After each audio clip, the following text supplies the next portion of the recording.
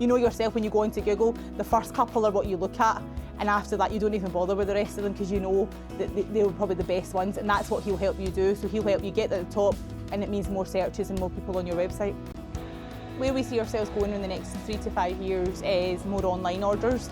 Ideally that's where we want to be. We'll always have a shop presence, we'll always be here for our customers to pop into, but the way that things are going and the way that people and trends are so on, everyone wants to be able to shop online, and the beauty of it is you can do that any time of the day.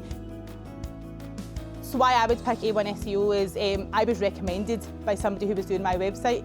Now, if you've trusted someone to do your website, you surely trust them that they would know that the SEO and who to go to.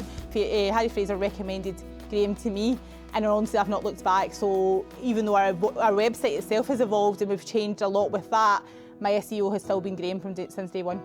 And Graham's really pushing us so that we're at the top of Google, more so locally, but as well as nationally as well, to try and really get that customer base into us.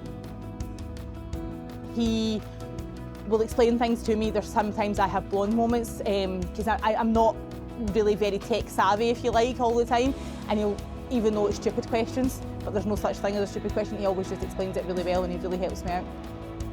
What SEO has done for me is it's brought new customers to the door. If I was probably to do it myself, I would be like, yeah, that looks good, and sometimes that's not always the right way, and Graham will show me the right way and be like, this is how we want it, because this then generates more sales, or it generates more people to go onto the website, and it's easier to use rather than being like, oh, do you know what, this is too hard to use, forget it, we'll just go elsewhere.